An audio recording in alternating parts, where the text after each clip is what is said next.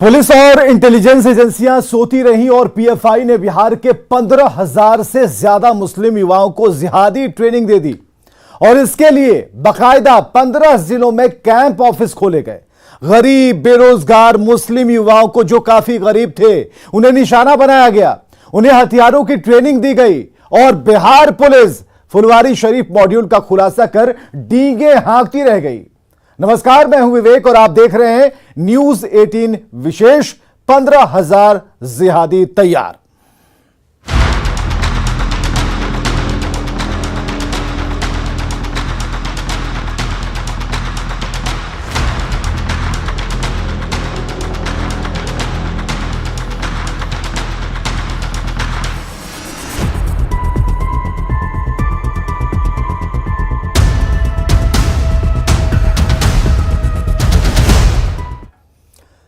Phulwari Sharif terror module मामले में हर दिन कई चौंकाने वाले खुलासे हो रहे हैं। पीएफआई के प्लान 2047 में जो नया खुलासा हुआ, उसने जांच एजेंसियों और सरकार दोनों की ही नींद उड़ा दी। खतरनाक इस्लामिक संगठन पीएफआई ने अपने खतरनाक मंसूबों को अंजाम देने के लिए 15,000 से ज्यादा मुस्लिम युवाओं को निशाना बनाया था, उन्हें टारगेट किया। अपने मंसूबों को अंजाम देने के लिए पीएफआई इन मुस्लिम युवाओं को हथियार चलाने की ट्रेनिंग दे चुका है। यहां सवाल है कि आखिर इसके पीछे मकसद क्या था पीएफआई का।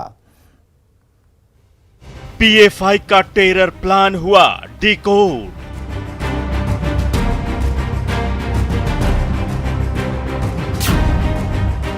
पंद्रह 15,000 मुस्लिम युवाओं को दी ट्रेनिंग।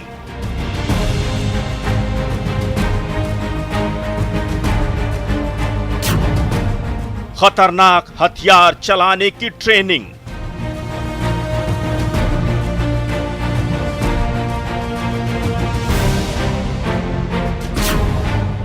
क्या है पीएफआई के खतरनाक मंसूबे?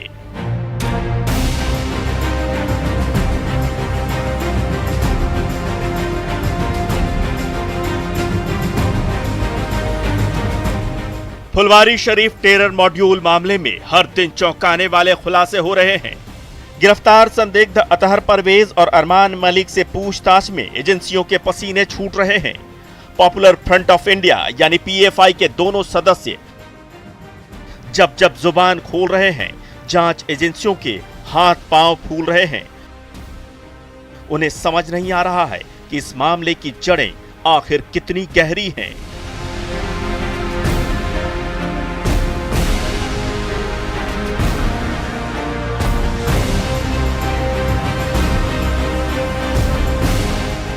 जिस फुलवारी शरीफ मामले को छोटा पलीता माना जा रहा था, वो तो दरअसल कई जिलों में बिछा टाइम बम साबित हो रहा है। नए खुलासे के मुताबिक पीएफआई बिहार में अब तक 15,000 से ज्यादा मुस्लिम युवाओं को हथियार चलाने की ट्रेनिंग दे चुका है। इतनी भारी संख्या में युवाओं को हथियार की ट्रेनिंग देने के पीछे आखिरकार क्या वजह थी? क्या पीएफआई किसी बड़ी घटना को अंजाम देने की फिराक में था? क्या पीएफआई किसी बड़ी आतंकी घटना को बिहार में अंजाम देने की कोशिशों में जुटा हुआ था? क्या पीएफआई जोधपुर में कन्हैया लाल जैसी घटना को फिर से पुनरावृत्ति करने की फिराक में लगा हुआ था और देश के साथ ही बिहार के कोने कोने में कन्हैया लाल जैसी घटना को अंजाम देने की कोशिशों में लगा हुआ था? पटना पुलिस की ओर से गठित एसआईटी ने गिरफ्तार संदिग्ध अतहर परवेज और अरमान मलिक से अब तक जो पूछताछ की है, उसमें चौंकाने वाले तथ्य उजागर हुए हैं। सूत्रों के अनुसार पॉपुलर फ्रंट ऑफ इंडिया के दोनों सदस्यों ने पूछताछ करने वाली टीम को बताया है कि बिहार में अब तक 15,000 से ज्यादा मुस्लिम युवाओं को हथियार चलाने की ट्रेनिंग दी जा चुकी है। इसका सबसे बड़ा कारण है कि युवाओं को पहले तो वो हथियार और कुछ ऐसी चीजें जिससे विस्फोटक का आईडी के तौर पे इस्तेमाल हो सकता है, इन सब को सेट कर देने से जरूरत के अनुसार नीड टू नो बेसिस पे इनका इस्तेमाल। सवाल है कि आखिर इतनी बड़ी तादाद में मुस्लिम युवाओं को हथियार चलाने की ट्रेनिंग देने के पीछे मकसद क्या है? देश विरोधी मुहिम चलाने के मामले में पटना पुलिस की पूछताछ में पीएफआई से जुड़े संदिग्ध अतहर परवेज और अरमान मलिक ने यह चौंकाने वाला खुलासा किया है। सूत्रों के मुताबिक पूछताछ के दौरान इन दोनों ने पुलिस को बताया कि बिहार के अंदर पीएफआई अब तक 15,000 से ज्यादा मुस्लिम युवाओं को अस्त्र शस्त्र चलाने की ट्रेनिंग दे चुका है। हैरानी की बात है कि ये काम कोई छोटे स्तर पर नहीं हो रहा था। मुस्लिम युवाओं को हथियारों की ट्रेनिंग देने के लिए राज्य में करीब 15 जिलों में कैंप ऑफिस खोले गए थे। फुलवारी शरीफ मामले में नए खुलासे से हड़कंप मचा है। पीएफआई ने बिहार के 15 जिलों में कैंप ऑफिस खोला। कैंप ऑफिस यानी कि बाकायदा ट्रेनिंग सेंटर, वो भी 1-2 जिलों में नहीं बल्कि 15 जिलों में खोले गए और इन कैंप ऑफिस में 15,000 से अधिक मुस्लिम युवाओं को हथियार चलाने का प्रशिक्षण दिया गया। बहरहाल सवाल ये है कि आखिर पीएफआई को बिहार के इन 15 जिलों में ये कैंप ऑफिस खोलने के पीछे का मकसद क्या हो सकता है। दरअसल दोनों संदिग्ध अतहर परवेज और अरमान मलिक एसआईटी के सवालों के जवाब ढंग से नहीं दे रहे थे, लेकिन जब एसआईटी ने आमने सामने कर दोनों से कड़ाई से पूछताछ की तो दोनों संदिग्ध पोपट की तरह पीएफआई के राज खोलने लगे। उन्होंने पीएफआई के खतरनाक मंसूबों का खुलासा कर दिया। पीएफआई का प्लान बेहद खतरनाक है। अपने खतरनाक मंसूबों को अमली जामा पहनाने के लिए कुख्यात इस्लामिक संगठन पीएफआई ने बिहार के 15 जिलों में कैंप ऑफिस यानी ट्रेनिंग सेंटर खोले थे। सवाल है कि आखिर इतने बड़े पैमाने पर कैंप ऑफिस या हथियार चलाने की ट्रेनिंग सेंटर खोलना कोई हंसी खेल तो है नहीं, तो इसके पीछे मकसद बहुत खतरनाक है। तो ये पटना का हो या पूर्णिया का हो या बिहार के किसी और कोने में, इन्होंने कोरोना काल में अपने जो फंडिंग हुए थे एसडीपीआई और पीएफआई का, इससे इन लोगों ने समाज में और खास करके अशिक्षित और गरीब तबके के लोगों को, एक समुदाय वर्ग को पूरी तौर पे कि हम आपको मदद कर रहे हैं और सरकार आपको कोई भी मदद नहीं कर रही है, ये भी इंफॉर्मेशन पूरी तौर पे जानकारी में आई है। और ये बहुत खतरनाक सोच है और नीति है और यही कारण है कि इसका हैंडलर पाकिस्तान, यमन और बांग्लादेश में बैठा था। ये छोटी मोटी अभियान नहीं थी, ये देश के खिलाफत बहुत बड़ी अभियान चल रही थी जो अभी पकड़ में आ रहा है। दोनों संदिग्धों से पहले अलग अलग करके पूछताछ की गई। बयानों में अंतर पाए जाने के बाद इनको आमने सामने बिठाकर पूछताछ की गई। दोनों संदिग्धों ने पुलिस अफसरों को कई बार बरगलाने की भी कोशिश की। दोनों सवालों का ठीक से जवाब नहीं दे रहे थे, लेकिन जब मुंह खोला तो एजेंसियों के होश फाख्ता हो गए। जाहिर है 15,000 से ज्यादा मुस्लिम युवाओं को हथियारों की ट्रेनिंग देने का काम बड़े पैमाने पर किया गया होगा। इसके लिए प्लानिंग भी फुल प्रूफ की गई होगी। 15 जिलों को चुना गया होगा, लेकिन पुलिस प्रशासन और इंटेलिजेंस को समय रहते कानो कान खबर तक नहीं लग पाई। सवाल है कि आखिर इसके पीछे क्या मकसद था पीएफआई का? क्यों 15 जिलों में खोले गए ट्रेनिंग सेंटर? पीएफआई किन मुस्लिम युवाओं को बना रहा था निशाना? समय रहते पुलिस या इंटेलिजेंस को भनक क्यों नहीं लग पाई? आखिर कहां था ट्रेनिंग मॉड्यूल का हेडक्वार्टर?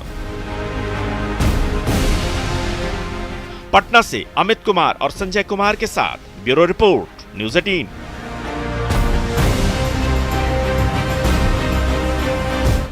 तो 15 जिलों में कैंप ऑफिस खोलकर 15,000 से ज्यादा मुस्लिम युवाओं को ट्रेनिंग दी गई और इसके लिए पूर्णिया को हेडक्वार्टर बनाया गया। सवाल है कि आखिर पीएफआई का मकसद क्या था? क्या पीएफआई देश का माहौल खराब करने की फिराक में था? और आखिर इतनी बड़ी संख्या में मुस्लिम युवाओं को रेडिकलाइज करने, उन्हें हथियारों की ट्रेनिंग देने के पीछे क्या मकसद था? सवाल यह है कि पीएफआई के निशाने पर कौन से मुस्लिम युवा थे? सवाल इंटेलिजेंस एजेंसियों और पुलिस की चुस्ती पर भी खड़े हो रहे हैं। क्या बड़े हमले की फिराक में था पीएफआई? क्यों तैयार किए 15,000 जिहादी?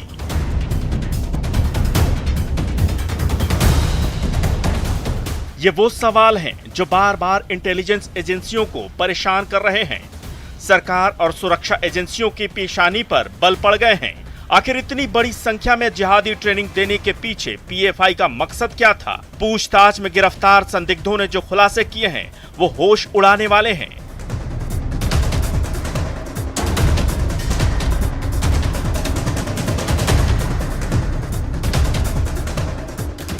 खुलासे के मुताबिक बिहार के 1-2 नहीं बल्कि 15 जिलों में बाकायदा ट्रेनिंग सेंटर चलाए गए।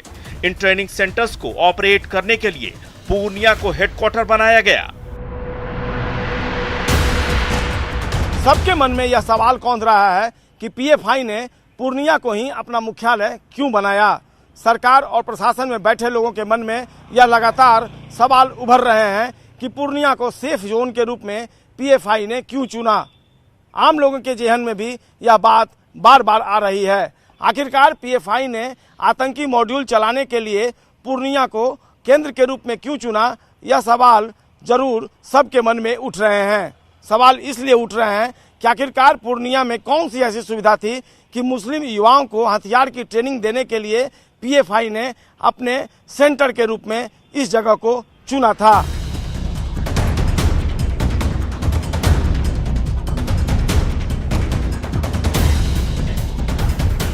पूछताछ में संदिग्धों ने जो राज उगले उसके मुताबिक पूर्णिया को हेडक्वार्टर बनाया गया था। इस जानकारी के बाद पुलिस की टीम ने पूर्णिया में छापेमारी की, लेकिन वहां से कुछ भी बरामद नहीं हुआ। ऑफिस बंद मिला और वहां आने जाने वाले लोग गायब थे। आधिकारिक सूत्रों की माने तो पुलिस के हाथ एक रजिस्टर लगा है जिसमें वहां आने जाने वालों के नाम, पते और मोबाइल नंबर दर्ज हैं। सवाल है कि आखिर पूर्णिया ही क्यों? पीएफआई ने मुस्लिम युवाओं को हथियारों की ट्रेनिंग देने के लिए पूर्णिया को ही हेडक्वार्टर क्यों बनाया था? मैं आपको बताना चाहता हूं कि आपने ये जो बताया कि पूरे बिहार में अलग अलग क्षेत्रों में इनकी ट्रेनिंग दी जा रही थी, उसका कारण एक है, जहां युवा हैं और जहां अशिक्षा है और जहां कट्टरवाद धार्मिक माहौल बन सकता है। तो मैं सबसे पहले पूर्णिया प्रक्षेत्र के बारे में बताऊंगा कि वेस्ट दिनाजपुर और मालदा वेस्ट बंगाल का और नेपाल का खुला हुआ बॉर्डर और बांग्लादेश का किशनगंज से मिलता हुआ इलाका, ये सभी वो इलाके हैं जहां इनको पोषक के तौर पे बहुत सी चीजें मिलती हैं।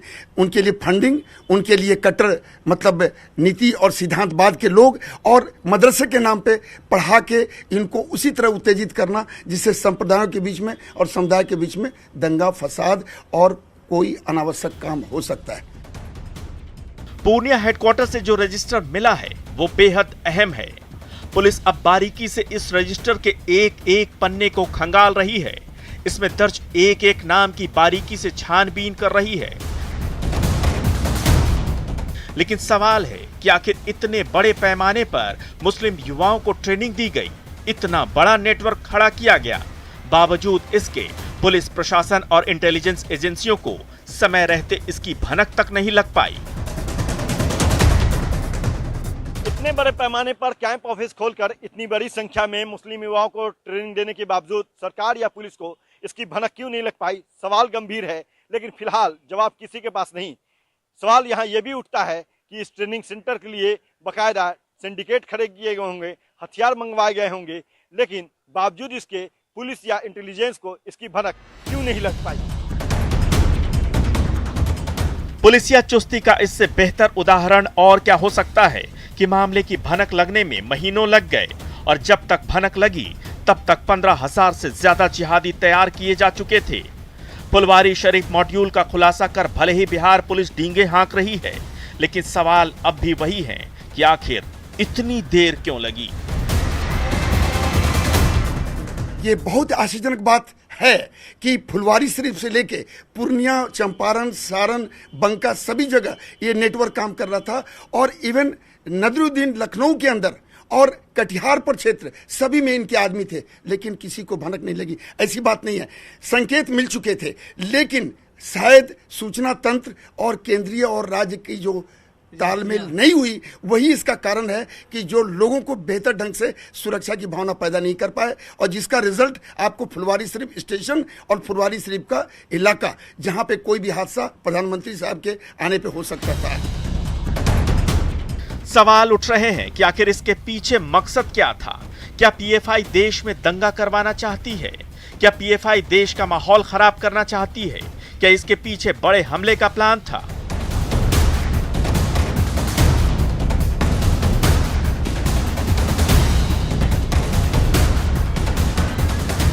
अब तक के जो खुलासे हुए हैं उसके मुताबिक पीएफआई ने अपने खतरनाक मंसूबों को अंजाम देने के लिए फुल प्रूफ प्लान बनाया था। इसके तहत वो बेरोजगार मुस्लिम युवाओं को अपना निशाना बनाती थी। पीएफआई ने अपने राष्ट्र विरोधी और विध्वंसकारी गतिविधियों को अंजाम देने के लिए जिन मुस्लिम युवाओं को चुना, उसमें से अधिकांश मुस्लिम युवा अनपढ़ थे।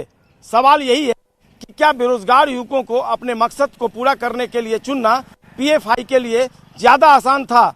क्या ऐसे अनपढ़ और बेरोजगार युवक पहले से भटके हुए होते हैं या फिर उन्हें भटकाना आसान होता है? कई सवाल हैं जो लगातार उभर कर सामने आ रहे हैं। खासकर जिस तरीके से मुस्लिम बेरोजगार युवकों और जो अनपढ़ युवक थे उनको अपने मकसद में शामिल करना पीएफआई ने कहां से सोच लिया? क्या ऐसे युवा अब भी देश के लिए खतरनाक बन गए हैं? ये सवाल लगातार उभर रहे हैं। जाहिर है पीएफआई के मंसूबे बेहद खतरनाक थे। ऐसे मुस्लिम युवाओं को अपना सॉफ्ट टारगेट चुनती थी। पीएफआई ऐसे मुस्लिम युवाओं को अपना सॉफ्ट टारगेट चुनती थी जो बेरोजगार होते थे। यही नहीं, ऐसे मुस्लिम युवा भी निशाने पर थे जो अनपढ़ होते थे। इसके बाद इनका ब्रेन वॉश किया जाता था, फिर उन्हें हथियार चलाने की ट्रेनिंग दी जाती थी ताकि समय पड़ने पर इनका इस्तेमाल जिहादियों की तरह किया जा सके। पीएफआई और एसडीपीआई ये दोनों भारत विरोधी अभियान में लगे हुए हैं। हालांकि सिमी से प्रतिबंध होने के बाद इन्होंने एक मौका इसी के आड़ में देखा हुआ है और लगातार कभी झारखंड में इसके ऊपर प्रतिबंध और फिर इसको प्रतिबंध को हटा देना, लेकिन ये दोनों इसी संगठन के नाम पे पूरे बिहार, झारखंड, वेस्ट बंगाल और उत्तर प्रदेश और भारत के विभिन्न क्षेत्रों में अपने आप को मजबूती दे रहे थे, और जिसका उदाहरण आपके सामने है जब ये फुलवारी शरीफ का नेटवर्क समझ में आया था।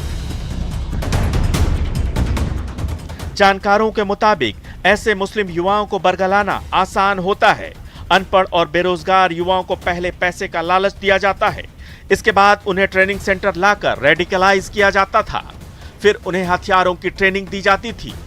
जाहिर है पीएफआई के मंसूबे बेहद खतरनाक थे। भले ही उसके प्लान 2047 का खुलासा हो चुका है, लेकिन जांच एजेंसियों को आशंका है कि ये तो महज एक छोटा सिरा है, इसके तार और लंबे हो सकते हैं। पटना से अमित कुमार और संजय कुमार के साथ ब्यूरो रिपोर्ट, न्यूज़ 18।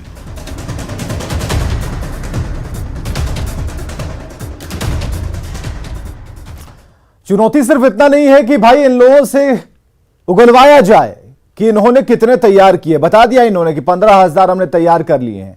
अब ये 15,000 किन किन जिलों में बैठे हैं और कितने 15,000 को तैयार कर रहे हैं ये भी देखना होगा, क्योंकि उन्हें टास्क दिया गया होगा। यह चुनौती है कि उन 15,000 को टारगेट किया जाए, जांच में शामिल किया जाए और यह पूछा जाए कि तुमने कितना 15,000 तैयार किया और अभी तक पूरे देश में इसका नेटवर्क कितना बन चुका है। सिर्फ टेरर जोन क्यों बिहार बनता जा रहा है, यह सवाल है।